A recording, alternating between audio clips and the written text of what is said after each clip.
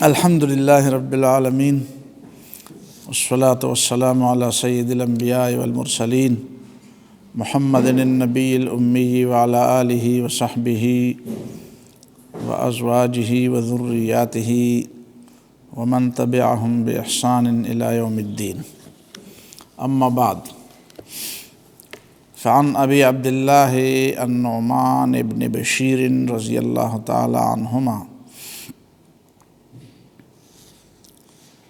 قال سمعت رسول اللہ صلی اللہ علیہ وسلم یقول ان الحلال بین وان الحرام بین وبینہما مشتبہات لا یعلمہن کثیر من الناس فمن اتقى الشبہات استبرأ لدینہ وعرضہ ومن وقع فی الشبہات وقع فی الحرام كالراعي يرعى حول الحمى يوشك أن يرتع فيه ألا وإن لكل ملك حمى ألا وإن حمى الله محارمه ألا وإن في الجسد مضغة إذا صلحت صلح الجسد كله وإذا فسدت فسد الجسد كله ألا وهي القلب۔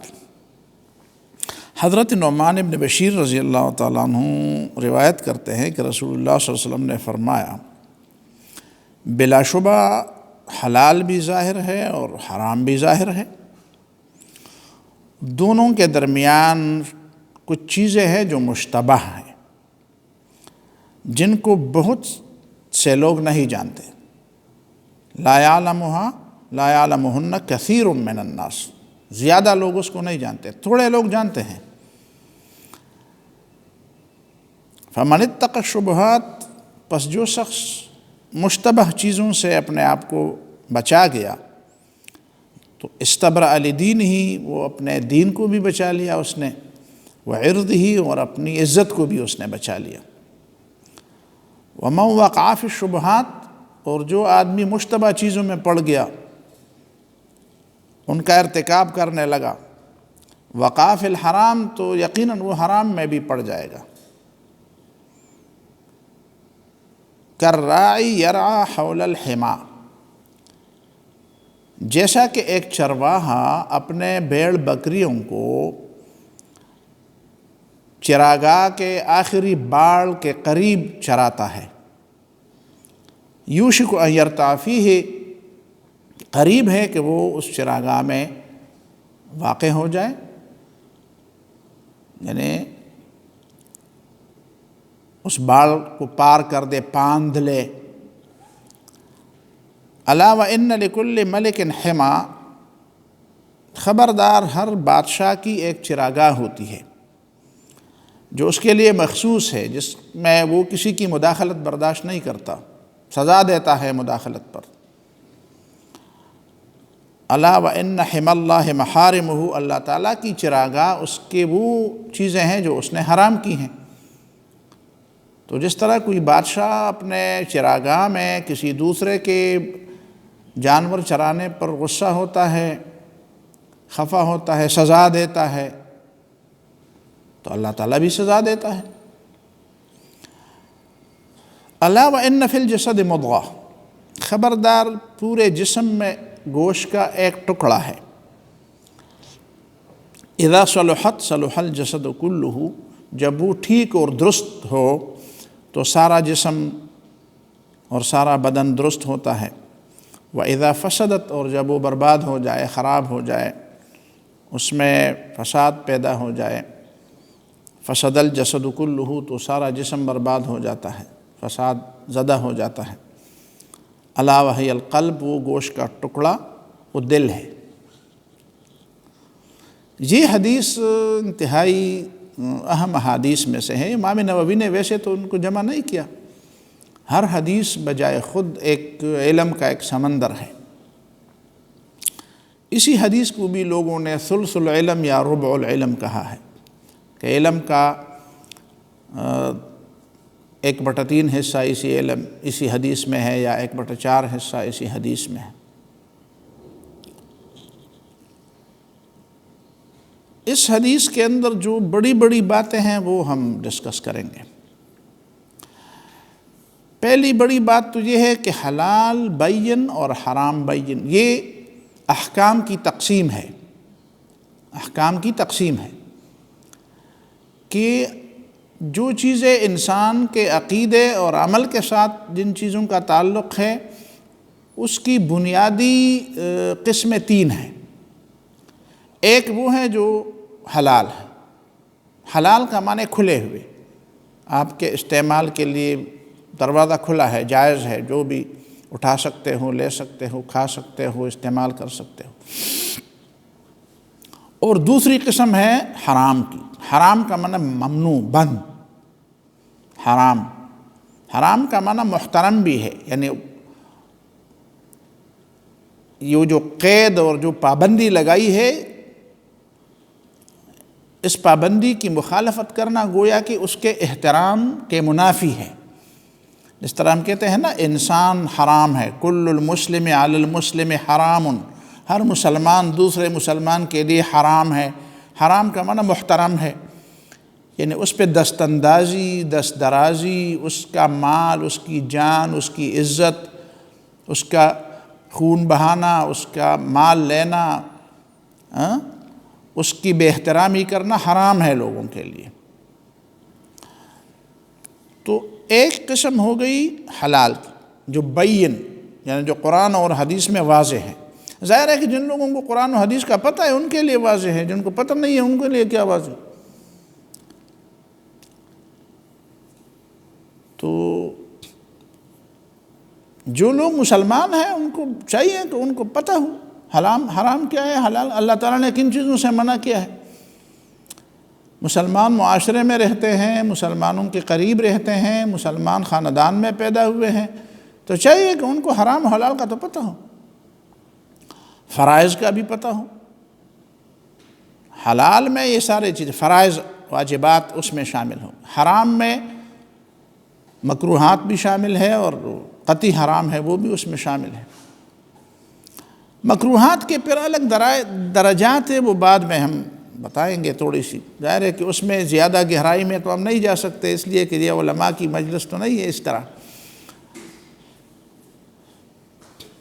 تو الحلال بین والحرام بین، قرآن اور حدیث میں کچھ چیزیں ہیں جو اللہ تعالیٰ نے صاف طور پر کلو واشربو، کھاؤ پیو، قل من حرم زینت اللہ التی اخرج لعبادہ والطیبات من الرزق، یہ جو زیب و زینت کی چیزیں ہیں اور یہ جو پاک اور حلال اور طیب رزق ہے یہ اللہ تعالیٰ نے مومنوں کے لیے پیدا کی ہیں، تو کھاؤ ان کو استعمال کرو۔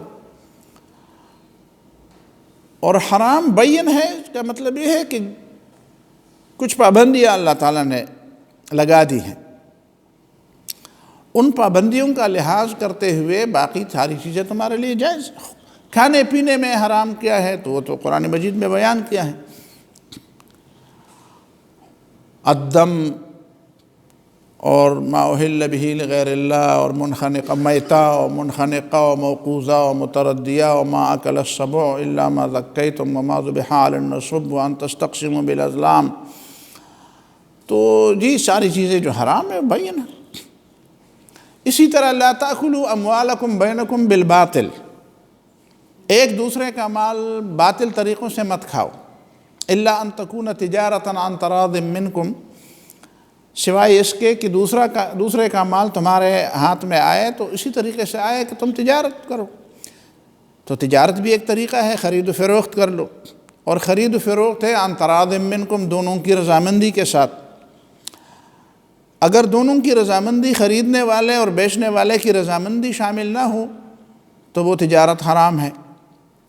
مثلا اس کو دھوکہ دیا گیا ہو، جس کو غبن فاحش کہتے ہیں، اس کو دھوکہ دیا گیا ہو، یا وہ ایسا بچہ ہو یا وہ ایسا نادان انسان ہو جو خرید و فروخت کو نہیں جانتا۔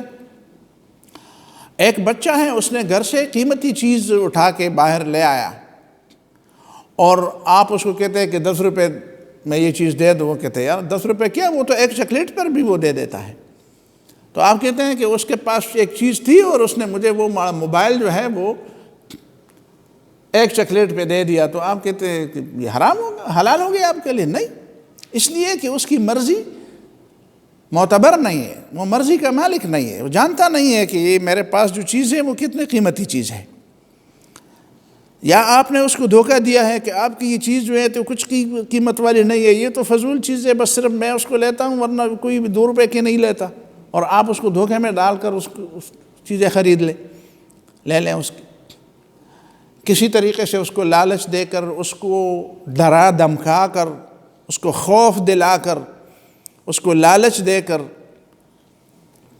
ٹھیک ہے، کسی طریقے سے اس کی مرضی جو ہے آپ اس پہ پردہ ڈالیں، کسی طریقے سے اس کی مرضی کو پیچھے کر دیں اور اس سے وہ چیز حاصل کر لیں۔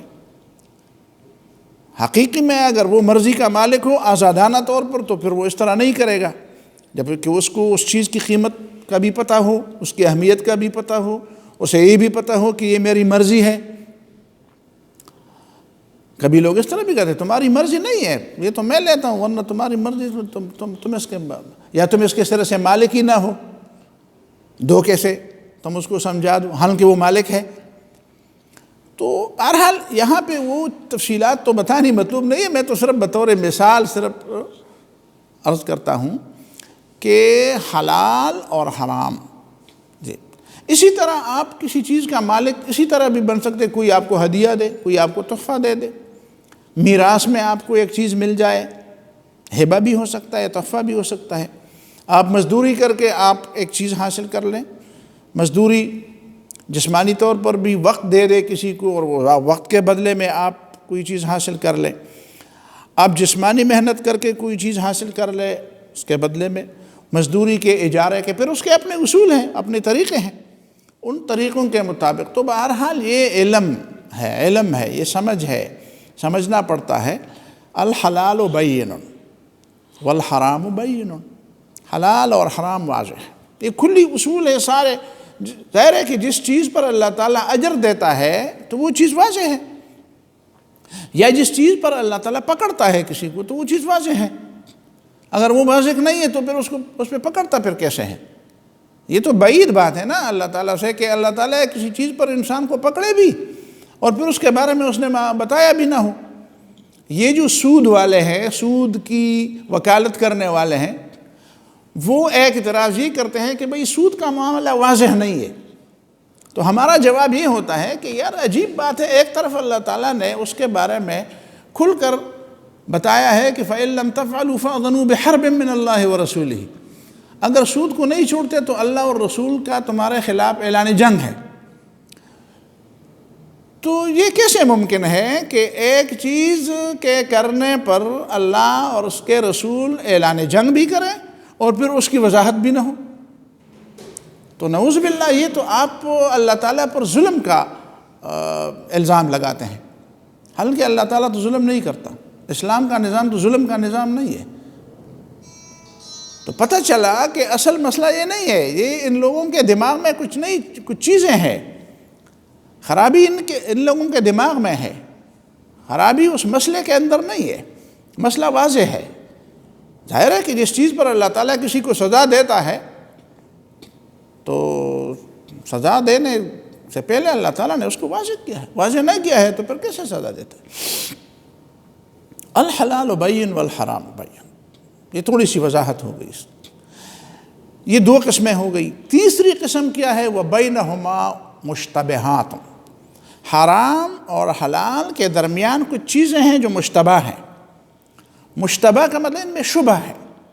شبہ کی بنیاد کیا ہے وہ تو بڑی لمبی بحث ہے، وہ تو اصول فقہ کی کلاس ہو، اجتہاد کی کلاس ہو، استنباط کی کلاس ہو تو پھر ہم تفصیل بتائیں گے، لیکن اجمالی طور پر اتنی بات ہے کہ یا تو دلائل دونوں طرف سے ہیں، مسئلہ نیا مسئلہ ہے۔ ظاہر ہے کہ جس طرح زمانہ گزرتا ہے تو نئے مسئلے پیدا ہوتے ہیں۔ فقہ کی ضرورت کیوں پڑی اور فقہ کی تدوین کی ضرورت کیوں پڑی؟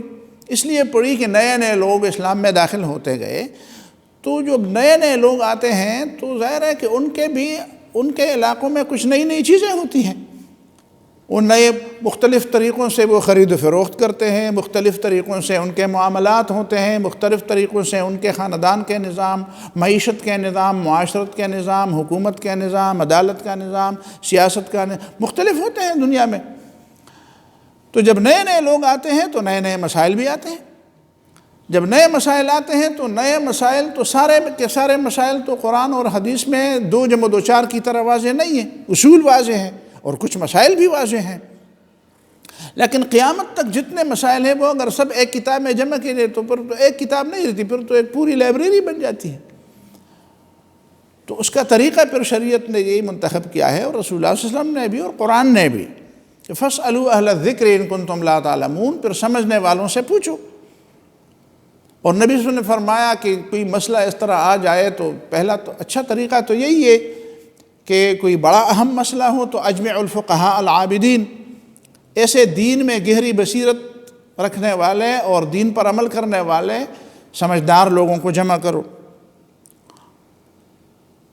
اور ولا تقضوا فیہ رأی خاصہ، جب معاملہ سارے انسانوں کا ہو، ساری امت کا ہو تو ایک آدمی کی بات پہ عمل نہ کرو، بلکہ کوشش کرو کہ زیادہ سے زیادہ لوگوں کی آراء جمع کی جائے۔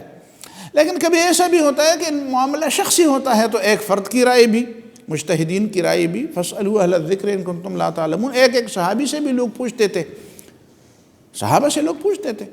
جب نبی صلی اللہ علیہ وسلم حیات تھے تو صحابہ نبی صلی اللہ علیہ وسلم سے پوچھتے تھے، جب نبی صلی اللہ علیہ وسلم وفات پا گئے تو پھر صحابہ کے جو شاگرد تھے وہ صحابہ سے پوچھتے تھے، جب وہ صحابہ بھی وفات پا گئے تو پھر ان کے شاگردوں سے لوگ پوچھتے تھے، اور اسی طرح بات ہمارے ہاں تک پہنچ گئی۔ تو لوگ اہل علم سے پوچھتے ہیں، قرآن نے فرمایا کہ لوگوں سے پوچھو، انما شفاء العی السؤال۔ ایک غزوے میں ایک صحابی زخمی ہوا تو اس نے لوگوں سے پوچھا کہ میں وضو بناؤں تو کیسے بناؤں؟ تو لوگوں نے کہا نہیں، تمہارے لیے تو وضو بنانا ضروری ہے، تیمم سے تمہارا کام نہیں چلتا، وضو اب ظاہر ہے کہ اس نے کہا نہیں چلتا تو نماز تو پڑھنی ہے، تو اس نے وضو بنایا یا اس نے غسل کیا، تو اب اس کے جو زخم تھے وہ کھل گئے اور ان سے خون رسنا شروع ہوا، اتنے میں اس کی شہادت ہو گئی۔ ظاہر ہے کہ رگ کھل گئے اور خون کھل گیا، وہ بند نہیں ہوتا تھا، تو وفات پا گئے۔ تو جب نبی صلی اللہ علیہ وسلم کو بات پہنچی تو رسول اللہ صلی اللہ علیہ وسلم نے بڑے سخت انداز میں فرمایا کہ قتلوہ قتلہم اللہ، اللہ ان کو غارت کر دے، انہوں نے اسے قتل کر دیا۔ انما شفاء العی السؤال، جو آدمی تھکا ماندہ ہو، یعنی جس کو پتہ نہ ہو، ایک آدمی تھکا ماندہ ہے، دوڑ لگاتا ہے میں فلان جگہ پہ جا رہا ہوں، دوڑتا دوڑتا تھک جاتا ہے، اور آپ سے پوچھتا ہے بھائی کہاں ہے، کون سا راستہ ہے فلان گھر کی طرف، فلان جگہ کی طرف، تو اسے چاہیے کہ لوگوں سے پوچھے۔ انما شفاء العی السؤال، تھکے ماندے آدمی کا یا ناسمجھ آدمی کا کہ مسئلے کا حل یہ ہے کہ وہ کسی سے پوچھے۔ تو آج جس نے اسے فتویٰ دیا کہ نہیں تمہارے لیے تو وضو کے بغیر کوئی چارہ نہیں ہے، تو وہ نہیں جانتا تھا تو اسے چاہیے تھا کہ وہ کسی اور سے پوچھتے، یا کم از کم اپنی طرف سے جواب تو نہ دیتے، کہتے کہ یار کسی اور سے پوچھو، مجھے نہیں معلوم۔ ان من العلم ان تقول لما لا تعلم واللہ اعلم، یہ بھی علم ہے کہ تمہیں کسی بات کا جواب معلوم نہ ہو تو تم یہ کہہ دو کہ واللہ اعلم، بس مجھے تو نہیں معلوم۔ تو یہ پوچھنا تو ہے، علماء سے پوچھنا۔ تو علماء میں کبھی اختلاف بھی پیدا ہو جاتا ہے، دلائل آتے ہیں، ایک طرف ایک عالم کہتا ہے یار یہ اس سے پتہ چل جاتا ہے کہ یہ چیز ایسی ہے، دوسرا کہتا ہے یار ان دلائل سے پتہ چل جاتا ہے کہ یہ چیز ایسی ہے۔ اب جب علماء کا اختلاف پیدا ہوتا ہے تو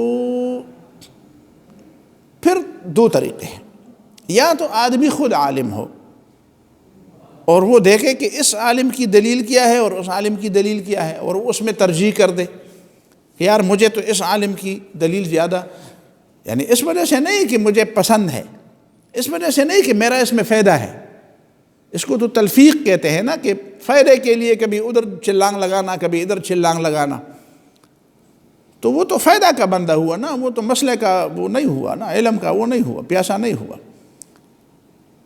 وہ تو اس طرح کہ جہاں پہ آسانی ہو وہاں پہ آسانی ڈھونڈے۔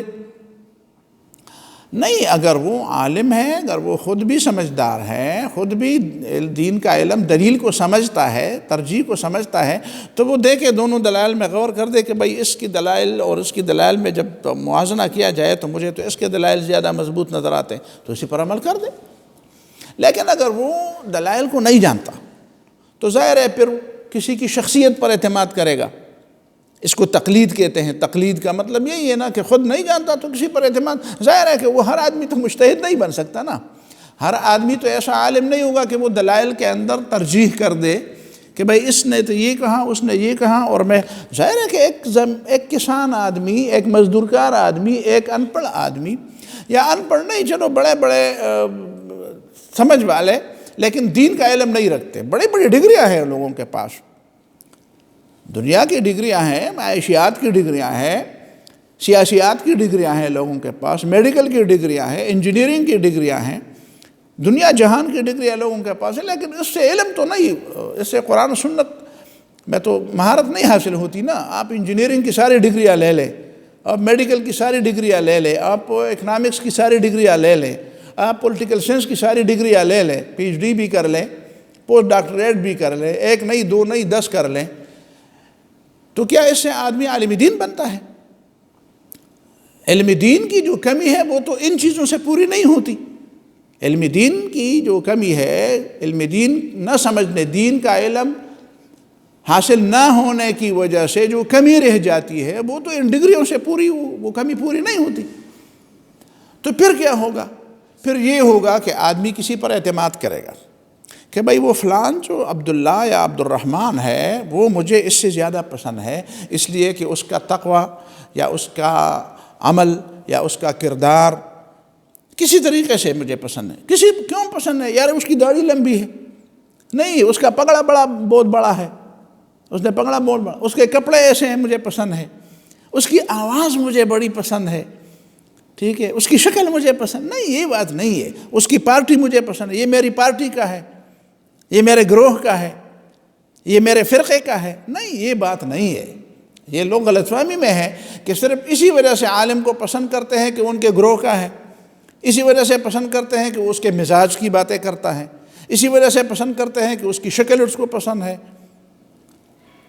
اس کا قد و قامت اس کو پسند ہے، اس کی زبان وہ پشتون ہے اس لیے، وہ پنجابی ہے اسی لیے، وہ سندھی ہے اسی لیے، وہ عرب ہے اسی لیے، چونکہ میں عرب ہوں اور وہ عرب ہے تو مجھے پسند ہے، میں پختون ہوں وہ پختون ہے اسی لیے نہیں، یہ بات نہیں ہے۔ علم اگر نہیں ہے تمہارے پاس تو کردار کی وجہ سے کسی کا انتخاب کر لو۔ کردار اس کو کہتے ہیں، کردار صرف شکل کو نہیں کہتے۔ کردار کا مطلب یہ کہ وہ حرام و حلال کا پابند ہے، وہ قربانی دینے والا ہے، وہ اس میں استقامت ہے، اس میں دین کے لیے قربانی بھی ہے، اس کے دین کی سمجھ مجھے اسی لیے پسند ہے کہ وہ بڑے بڑے لوگ فلان وہ لوگ اس کے سمجھ کے قائل ہیں، تجربہ مجھے بتاتا ہے، کئی چیزیں مجھے بتا کہ بھئی اس آدمی کے پاس علم ہے، اس آدمی کے، اور صرف علم نہیں ہے بلکہ اس کے پاس کردار بھی ہے، اور کردار کا تو موقع آتا ہے تو موقع میں پتہ چل جاتا ہے کہ کس کے پاس کردار ہے۔ تو پھر وہ تمہارے اور تمہارے خدا کا معاملہ ہے کہ تم کسی کو پسند کرتے ہو اور اس پر اعتماد کرتے ہو، تو کیوں اعتماد کرتے ہو؟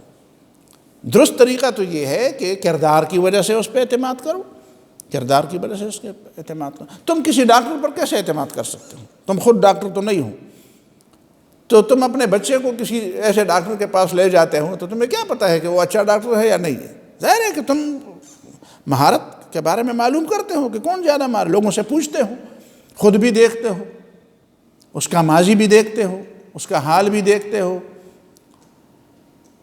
تو یہ ساری چیزیں جمع کر کے اگر تمہیں اس کے بارے میں اہمیت ہے، یہ چیزیں تمہارے نزدیک اہم ہیں، تو یہ ہے تقلید، یہ ہے اعتماد۔ بھائی میں دلیل تو نہیں جانتا لیکن میں اس آدمی کو جانتا ہوں، یہ آدمی قابل اعتماد ہے، اس کے علم، اس کے کردار پر مجھے اعتماد ہے، اس کے تقوی پر، اس کی بصیرت پر مجھے اعتماد ہے۔ تو ظاہر ہے کہ وہ دوسرا بھی ہے، اس پر میں بے اعتماد نہیں ہوں، عدم اعتماد اس پر نہیں کرتا یا اس کو برا بلا نہیں کہتا، لیکن بہرحال مجھے یہ پسند ہے جس کی یہ رائے ہے، تو پھر بھی بات واضح ہو جائے گی۔ لیکن اگر یہ ساری باتیں سمجھنے کے باوجود بھی بات وہی کی وہی رہی تو پھر کیا ہوگا؟ دونوں طرف سے دلائل ہے اور کبھی بھی ایک پلڑا بالکل بھاری نظر نہیں آتا، دونوں پلڑے برابر نظر آتے ہیں، علم کے لحاظ سے، کردار کے لحاظ سے، دلائل کے لحاظ سے، ساری چیزوں کے لحاظ سے دونوں پلڑے برابر ہیں۔ تو پھر آگے دو باتیں ہیں، دوسری بات میں بھی دو باتیں ہیں۔ یا تو یہ ہے کہ استفت قلبک، تم اپنے دل سے پوچھو تمہارا دل کیا کہتا ہے، اور دوسری حدیث میں ہے کہ دع ما یریبک الی ما لا یریبک، جو باتیں تمہیں شک میں ڈالے اس کو چھوڑو۔ تقویٰ یہ ہے کہ جو باتیں تمہیں شک میں ڈالیں اس کو چھوڑ دو اور وہی بات اختیار کر دو تمہیں شک میں ڈالنے والی نہ ہو۔ اسی کو کہتے ہیں استفت قلبک، اپنے دل سے پوچھو۔ تو اپنے دل سے پوچھنا اس مرتبے میں ہے جب حرام حلال کی بات کھلی ہو، وہ تو بات وہاں پہ دل سے نہ پوچھو، وہاں پہ تو ظاہر ہے حرام و حلال کا لحاظ رکھنا پڑے گا۔ جہاں پہ دونوں طرف دلائل ہیں اور دلائل میں پھر ترجیح، تمہیں پتہ ہے تم عالم دین ہو، تمہیں پتہ، تم عالم دین نہیں ہو تو کردار کو دیکھو، اعتماد کو دیکھو، وہ بھی برابر۔ تو اس کے بعد پھر ایک مرحلہ یہ آتا ہے کہ تمہارا دل کیا کہتا ہے۔ وَإِنْ أَفْتَوْكَ، اگرچہ لوگ تمہیں فتویٰ دے دے کہ ٹھیک ہے، لیکن تمہارا دل کہتا ہے یار میرا دل تو کٹکتا ہے، یہ چیز مجھے ٹھیک نہیں لگتی، جو نہیں لگتی تو نہ کرو، ٹھیک ہے۔ تو ایک بات تو یہ ہے کہ اس سے اپنے آپ کو بچاؤ، اس لیے کہ تمہارا دل۔ دوسرا طریقہ اس کا یہ ہے کہ اس سے اپنے آپ کو بچاؤ، چاہے تمہارا دل بھی ڈبل مائنڈ ہو، تم خود بھی ڈبل مائنڈ ہو، تم خود بھی کہتے ہو یار ٹھیک ہے یا ٹھیک نہیں ہے، ٹھیک ہے ٹھیک نہیں ہے، سمجھ میں آتی ہے بات۔ تو درست طریقہ یہ ہے کہ شبہ، بس جس چیز میں اشتباہ ہے، بس ان علماء کا آپس میں اختلاف ہے اور دونوں کے یار ہمارے ایک دوست، پرانے زمانے کی بات ہے جب روسی افغانستان میں تھے، تو جلال آباد کے قریب ایک علاقہ ہے، وہاں پہ ایک دوست تھے، اور میں اگر نام لے لوں تو بہت اچھا ہوگا، اس کا نام تھا ڈاکٹر گل خان، اللہ تعالیٰ بخشے اس کو۔ بہت نیک، بہت صالح، بہت ہی متقی، بہت پرہیزگار، بہت مجاہد، بہت عظیم انسان تھے۔ تو ان کے دانت میں کوئی مسئلہ پیدا ہوا، وہ دانت بھرنے والی بات تھی کہ اس کے اندر فلنگ ہو جائے۔ تو ایک ڈاکٹر نے، ایک مولوی صاحب سے اس نے پوچھا کہ مولوی صاحب میرے اس دانت میں کوئی وہ جگہ خالی ہے، اگر میں اس کو بھر دوں تو کیا؟ وہ تو کہ پھر تو وضو نہیں ہوگا۔ اس نے کہا اچھا۔ پھر دوسرے سے پوچھا، اس نے کہا یار وضو تو ہوگا۔ اب وہ دو علماء آپس میں لڑ پڑے، ایک نے کہا ہوگا، تو مناظرہ ہو گیا۔ اس نے جا کر ڈاکٹر کو کہا، یار خود بھی ڈاکٹر تھا، اس نے کہا یار یہ میرا دانت نکال۔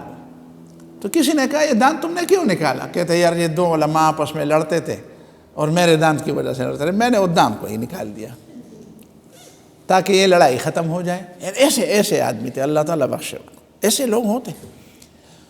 تو پہلے والے مرحلے پر اپنے دل سے بھی پوچھے بغیر، جب تم کہتے یار چھوڑو بس ان معاملے کو میں چھوڑ ہی دیتا ہوں، کیا میں اب خود سوچوں گا اور کیا میں خود اس کا کوئی نتیجہ نکالوں گا، شاید میرا دل مجھے پتہ نہیں درست بات کہہ دیتا ہے نہیں کہہ دیتا ہے، تو چھوڑو بس ان باتوں کو چھوڑ دو۔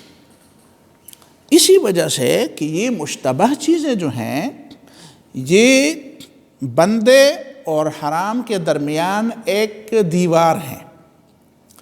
جو آدمی ان مشتبہ چیزوں میں پڑ جاتا ہے، ٹھیک ہے نا، تو وہ حرام، گویا کہ وہ دیوار گرا دیتا ہے اور حرام چیزوں میں پڑ دیتا ہے۔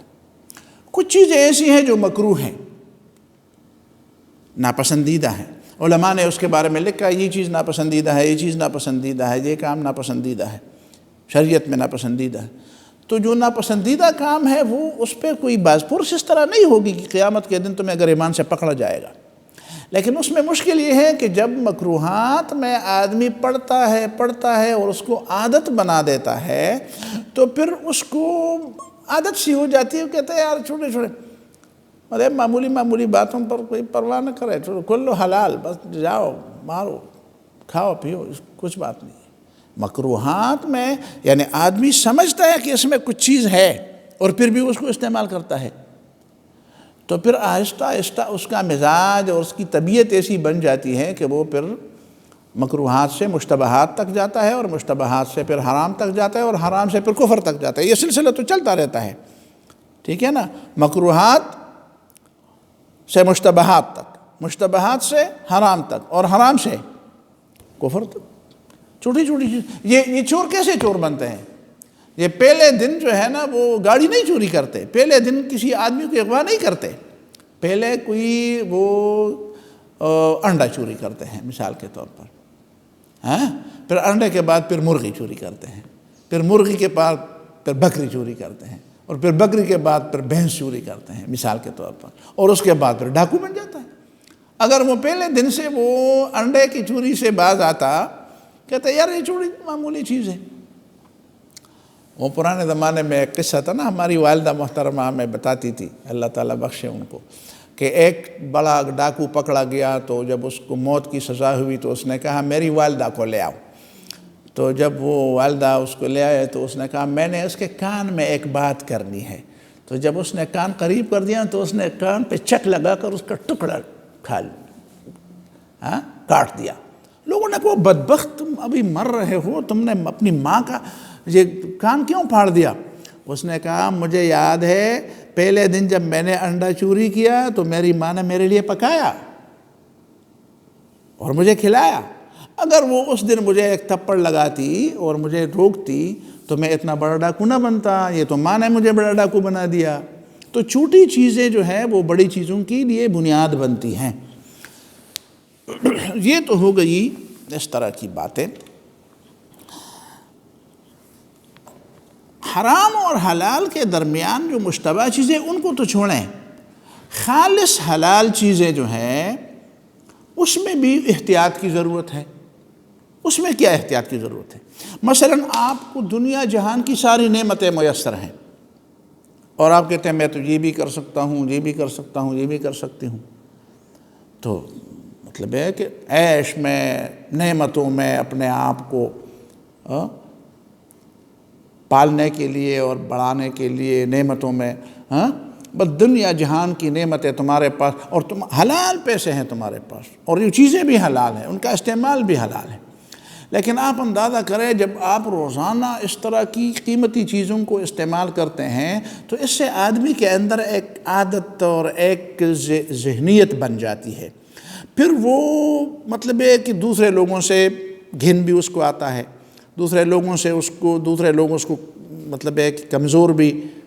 دیکھیں نا، ایک ہوتا ہے نا مختال، جس طرح قرآن نے فرمایا کہ نا ان اللہ لا يحب من كان مختالا فخورا. مختال کا مطلب یہ ہے کہ اپنے آپ کو بڑی چیز، یہ لوگ کیا پتہ نہیں کیا ہے، میں تو ایسی ہوں، میں تو ایسی پرفیوم استعمال کرتا ہوں، میں تو ایسے کپڑے پہنتا ہوں، میں تو ایسے بوٹ میرے چپل تو 10,000 کے ہیں، میرے چادر تو اتنے ہزاروں کی ہے، میری جوتے تو اتنے کے ہیں، میرا کوٹ تو اتنے کا ہے، میرا کوٹ پتہ نہیں کہاں سے آیا ہوا ہے. ٹھیک ہے استعمال کرو، لیکن اس میں طرف سے اعتدال رکھو، میانہ روی اختیار. میانہ روی اعتدال ہر چیز میں ٹھیک ہے. ٹھیک ہے نا، اعتدال یہ اس امت کی اور اسلام کی خصوصیات میں سے ایک بڑی خصوصیت جو ہے وہ اعتدال ہے. تو حلال چیزوں کے استعمال میں بھی اعتدال ہونا چاہیے. ٹھیک ہے نا. حضرت عمر رضی اللہ تعالیٰ عنہ اپنے عمال کو لکھتے تھے، جو سرکاری افسر ہوتے تھے ان کو باقاعدہ لکھتے تھے کہ ایاکم والتنعم، عیش پسندی سے اپنے آپ کو بچاؤ، زیادہ رکھ رکھاؤ، زیادہ نعمتوں میں اپنے آپ کو رکھنا اور زیادہ نعمتوں کا استعمال، اور زیادہ یعنی یہ آدمی پھر آرام طلب بن جاتا ہے، کسل پسندی پیدا ہوتی ہے اس کے اندر، آرام طلبی پیدا ہوتی ہے، عیش کوشی پیدا ہوتی ہے، پھر دنیا سے بڑی محبت پیدا ہوتی ہے، پھر موت سے بھی آدمی ڈرتا ہے، پھر جیل سے بھی ڈرتا ہے. مجھے یاد ہے میں اس وقت بہت چھوٹا طالب علم تھا، میں پڑھتا تھا، لیکن ایک وہ رسالہ آتا تھا مصر سے، اس کو میں کبھی پڑھتا تھا. میں زیادہ جانتا نہیں تھا، 15-16 سال کا لڑکا کیا جانتا ہوگا، لیکن مجھے یاد ہے اس کے بعض چیزیں میں پڑھتا تھا تو مجھے یاد ہیں. اس میں ایک CIA کی ایک رپورٹ تھی، اس میں ایک چیز انہوں نے امریکی حکومت کو تجاویز دی تھی تو کہ مسلمانوں کو کیسے رام کیا جائے. یہ 76 کی بات ہے، ٹھیک ہے نا، 1976 کی. تو اس میں ایک بات یہ بھی تھی کہ جو بڑے بڑے ان کے اہل علم ہیں اور جو بڑے تیز بولتے ہیں اور جو بڑے نڈر ہیں اور جو جرأت مند ہیں اور جو بہادر ہیں اور جو ڈرنے والے نہیں ہیں، ان کو اچھی تنخواہوں میں لگاؤ، ان کو دنیا کی نعمتوں میں لگاؤ، دنیا کی نعمتوں میں ان کو لگاؤ اور ان کو نعمتوں کا چسکا دو، تاکہ وہ مطلب ایئر کنڈیشن کمروں میں رہیں اور وہ بڑی بڑی گاڑیوں میں رہیں، بڑی بڑی تنخواہیں لیں اور بہت نعمتوں میں اور اچھے خوراک اور یہ سب۔ کل اگر کوئی قربانی دینے کی بات ہوئی نا اور ان کو پتہ چلا کہ یہ بات کروں گا تو پھر تو جیل جانا پڑے گا، تو وہ جیل کے نام سے ہی ڈرتے ہوں گے، وہ قربانی کے نام سے، وہ ان چیزوں کے نام سے یہ چسکا جو ان کے منہ کو لگا ہوتا ہے، ہاں، وہ اس کے کیا کہتے ہیں، حدیث میں ہے نا فَنِعْمَتِ الْمُرْضِعَةُ وَبِئْسَتِ الْفَاطِمَةُ، بچے کو وہ ماں تو پسند آتی ہے جب اس کو سینے سے دودھ دیتی ہے، لیکن جب ماں اپنے بچے کو کا دودھ چھڑاتی ہے تو پھر وہ ماں، جو بچہ جو ہے نا، وہ اپنی ماں کو وہ کہتا ہے یہ عجیب ہے، یہ وہ ماں ہوتی ہے ان کی، لیکن اس کے ذہن میں اس کے بارے میں بھی آتے ہیں کہ یہ دیکھو نا اس کے سینے میں دودھ ہے اور میں چاہتا ہوں کہ مجھے دے دے، مجھے نہیں دیتی۔ فنعمت المرضعۃ، تو جب دودھ دینے والی ہوں تو وہ تو سب کو اچھی لگتی ہے، وبئست الفاطمہ، اور دودھ چھڑانے والی ہوں تو لوگوں کو بری لگتی ہے۔ تو پھر اس عالم کے تصور میں بھی جب یہ بات ہے، اچھا جیل جاؤں گا، اچھا مطلب ہے کہ اپنے بچوں سے اور ان نعمتوں سے، کہتے ہیں یار بس وہ کوئی راستے ڈھونڈتے ہیں، پھر آسانی کے راستے ڈھونڈتے ہیں، نہیں یہ بات بھی شریعت میں آئی ہے، یہ بات بھی، اس کا بھی جواز ہے، اس کا بھی ایک طریقہ ہے، اس کا بھی ایک طریقہ ہے۔ دشمن چاہتا یہی ہے کہ بس مسلمان اسی طرح رخصتوں کے پیچھے پڑ جائے، رخصتوں کے تلاش میں نکلے، کہ بھئی آخری حد تک جو اسلام کا آخری حد تک جو مطالبہ ہے نا، بس اسی پر عمل کرے کہ بس صرف کافر نہ بن جائے، باقی اللہ مہربانی کرے گا، اللہ تعالیٰ بڑا مہربان ہے کوئی۔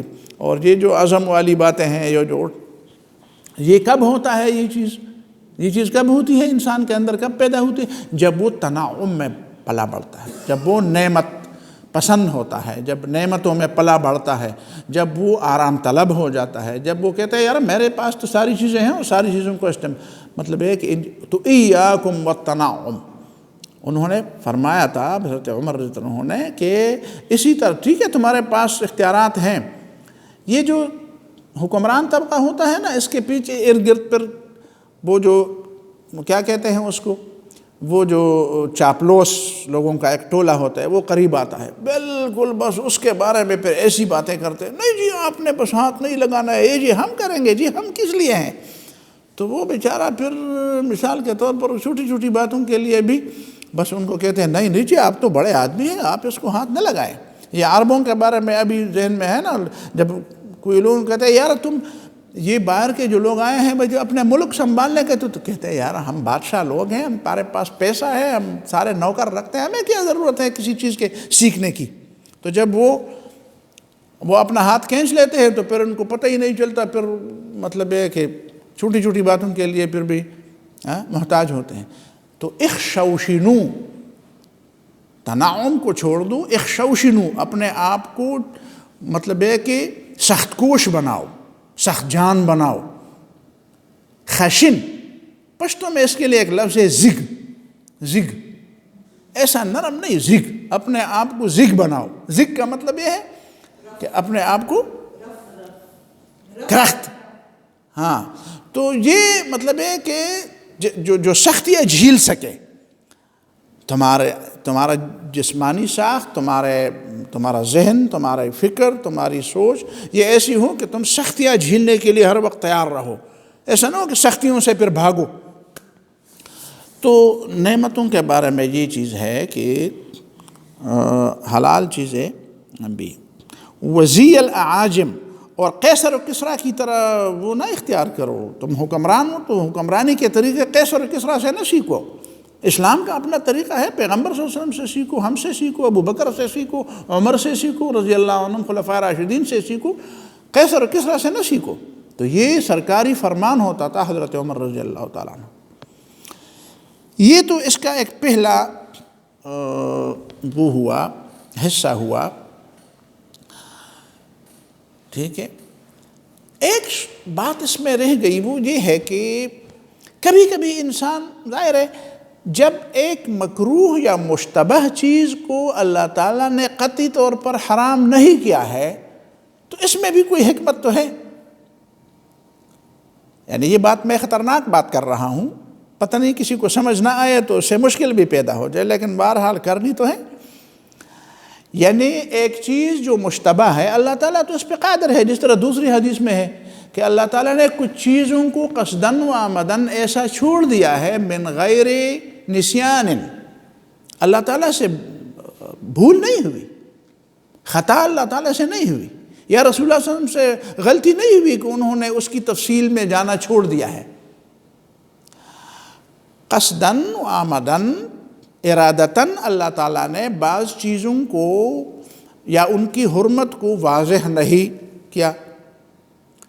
تو اس میں ایک بات تو یہ ہے کہ مجتہدین کے لیے بھی کام کا ایک میدان چھوڑ دیا تاکہ مجتہدین اجتہاد کر لے تو ان کو اجر ملے. ظاہر ہے کہ اجتہاد تو اس طرح آسان چیز تو نہیں ہے کہ ایک آدمی بس کرسی پر بیٹھا ہے اور اس کے ذہن میں ایک بات آ جائے کہ میں مجتہد ہوں. اس کے لیے تو راتیں جاگنا پڑتا ہے، اس کے لیے تو بڑی بڑی کتابیں پڑھنی پڑتی ہیں، اس کے لیے تو کئی بڑی بڑی محنتیں کرنی پڑتی ہیں، بہت سوچنا پڑتا ہے، پچھلے والے کام کو دیکھنا پڑتا ہے. اس طرح تو نہیں ہے نا کہ آدمی ایک بات میں سوچے اور اچانک اس کے ذہن میں ایک بات آ جائے کہتے کہ اور دوسرا ہو تو کہتے ہیں ہاں مولوی صاحب، ڈاکٹر صاحب آپ بھی بڑے مجتہد ہیں. تو اس طرح تو نہیں ہوگا. تو ایک وجہ تو یہ ہے، لیکن ایک وجہ یہ بھی ہے کہ کبھی کبھی انسان گر جاتا ہے. انسان ظاہر ہے کہ ہمیشہ ایک معیار پر نہیں رہتا، وہ بلند معیار جو تقویٰ کا بلند معیار ہے ہمیشہ اس معیار پہ نہیں رہتا. انسان کی تم دیکھیں نا، جانور، پتھر، پودے ایک معیار پر پیدا کیے گئے ہیں، وہ ہمیشہ اول سے لے کر آخر تک قیامت تک اسی معیار پر ہیں، وہ نہ اس سے گرتے ہیں نہ اس سے بڑھتے ہیں. فرشتوں کو اللہ تعالیٰ نے ایک بڑے معیار پہ پیدا کیا ہے اور وہ ابتدا سے لے کر قیامت تک اسی معیار پر رہیں گے، نہ اس سے نیچے جائیں گے نہ اس سے اوپر جائیں گے. درمیان میں انسان ہے. انسان کو اللہ تعالیٰ نے ایسا پیدا کیا ہے کہ وہ کبھی اٹھتا ہے اور کبھی بیٹھتا ہے، کبھی بہت بڑے معیار تک پہنچ جاتا ہے بعض چیزوں میں اور کبھی نیچے. اب ان چیزوں میں اس گرنے پڑنے میں کہتے کبھی گرتا ہے کبھی اٹھتا ہے. تو کبھی ایک حالت، یا حنظلہ ساعۃ و ساعۃ، حنظلہ آیا، صحابی ہے، نبی صلی اللہ علیہ وسلم سے کہا کہ اے اللہ کے رسول میں منافق ہوں. نبی نے فرمایا تم منافق نہیں ہو. منافق جو ہوتا ہے وہ اپنے آپ کو منافق کہتا ہے، جو منافق کہتا ہے تو وہ نہیں ہے نا. تم اپنے آپ کو منافق کہتے ہو اس کا مطلب یہ ہے کہ تم منافق نہیں ہو. جو ہے تو اپنے آپ کو منافق نہیں کہتا. کہتے نہیں، جب آپ کی مجلس میں ہوں تو ایک طرح کا ہوں، جب آپ کی مجلس سے گھر جاتے ہیں تو پھر دوسری طرح ہوتے ہیں. پھر وہی وہ معیار نہیں رہتا تقویٰ کا، اللہ تعالیٰ کی حضور کا، اللہ تعالیٰ کے ساتھ محبت کا، یا مطلب آخرت کی توجہ، یہ ساری چیزیں پھر وہ معیار نہیں رہتا. تو نبی نے فرمایا ساعۃ و ساعۃ، ایسا تو ہوتا، کبھی ایسا ہوگا کبھی ایسا ہوگا. اگر تم اس حالت میں ہوتے تو پھر تو فرشتے تمہارے پاس آتے، تم فرشتے بن جاتے. تو فرشتے تو تم نہیں بن سکتے. ظاہر ہے کہ تم کبھی اپنے معیار سے نیچے جاؤ گے، پھر دوبارہ کوشش کرو گے کہ اوپر جائیں، اور اوپر جانے سے پہلے زیادہ اوپر، اور کبھی کبھی انسان ہو تو پھر کبھی نیچے آ جاؤ گے. تو یہ ساری زندگی یہ جو کشمکش ہے، لقد خلقنا الانسان فی کبد، ہم نے انسان کو مشقت میں پیدا کیا، تو یہی مشقت ہے. تو اسی مشقت میں تمہاری زندگی گزرے گی. تو اس کا مطلب یہ کہ کبھی کبھی ایسا ہو سکتا ہے کہ آدمی اس بڑے معیار سے گر کر کسی مشتبہ چیز کے لیے، استعمال کے لیے، وہ بس اس کا ذہن کسی طریقے سے آمادہ ہو جائے. کوئی مجبوری ایسی آ جاتی ہے جہاں پہ انسان اس معیار کو برقرار نہیں رکھ سکتا. کوئی مسئلہ، کوئی مشکل ایسی پیش آ جاتی ہے جہاں پہ آدمی وہ عزیمت کے جو بڑا معیار ہے اس معیار سے اس نیچے اترنے کے لیے بادل ناخواستہ چلا جاتا ہے. تو اللہ تعالیٰ نے انسان کی اس کمزوری کا لحاظ کرتے ہوئے اس کے لیے یہ چیزیں چھوڑ دی ہیں کہ چلو تم نے اتنا بڑا گناہ نہیں کیا کہ تباہ ہو گئے. مشتبہ چیز تھی، اچھی بات تو یہ تھی کہ تم نے اپنے آپ کو بچا لیا ہوتا، لیکن تم نے اپنے آپ کو بچا نہیں لیا، تو چلو وہ اتنی حرام بھی نہیں ہے کہ بالکل قطعی حرام ہے اور تم برباد ہو گئے. بس صرف ذہن میں ایک گھن کافی ہے، ایک کراہت کافی ہے کہ بھائی یہ چیز نہیں کرنی چاہیے تھی، میں نے کر لی. لیکن ایک بات ذہن میں رہے، وہ یہ کہ اس کو کثرت سے استعمال نہ کیا جائے. کبھی کبھی ٹھیک ہے، کبھی کبھی تو ٹھیک ہے، لیکن کثرت سے اس کو استعمال نہ کیا جائے. وہ کون سا ہے؟ کوئی شعر ہے، پتہ نہیں، مجھے پشتو میں ہے غالباً، مجھے اب یاد نہیں ہے، کہ وہ عاشق اپنی معشوق سے کہتا ہے کہ یہ ناز و نخرے ٹھیک ہیں لیکن کبھی کبھی ٹھیک ہے، ہمیشہ نہ کرے اس طرح.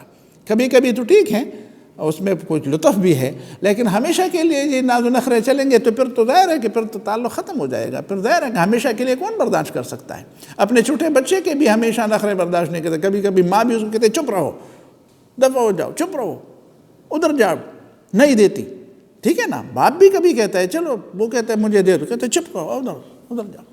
مطلب یہ کہ کبھی کبھی انسان اس معیار سے نیچے جاتا ہے، لیکن اسے یہ بات نوٹ کرنے کی ہے کہ ان مشتبہ چیزوں میں پڑھ کر آدمی اتنا نہیں ہونا چاہیے کہ وہ کیا ہو جائے، وہ بالکل اس کا عادی ہو جائے، استکثار، کہ وہ کثرت سے وہ رخصتوں کے پیچھے پڑتا رہے، اور رخصتوں کے پیچھے پڑھ کر وہ رخصتوں کا ایسا عادی ہو جائے کہ وہ عزیمت کا باب ہی بند ہو جائے. تو اس میں اس بات کا لحاظ رکھنا ضروری ہے. کبھی کبھی تو ایسا ہوتا ہے، یہ اس کی بنیاد ہے. اس کے بعد ایک دوسرا جو اس کا حصہ ہے، الا ان فی الجسد لمضغہ، یہ ٹکڑا اس میں آیا کیسے؟ پہلے والی بات سے اس کا ربط کیا ہے، اور اس ٹکڑے کے مطلب اور دل کا کیا ہے؟ تو یہ ایک لمبی بحث ہے. میرے خیال میں اس حدیث کے اس حصے کو آئندہ کے لیے اٹھا دیتے ہیں، اور فی الحال اسی پر اکتفا کرتے ہیں. اقول قولی ھذا واستغفر اللہ لی ولکم ولسائر المسلمین فاستغفروہ انہ ھو الغفور الرحیم. جزاکم اللہ خیر الجزاء و بارک اللہ فیکم.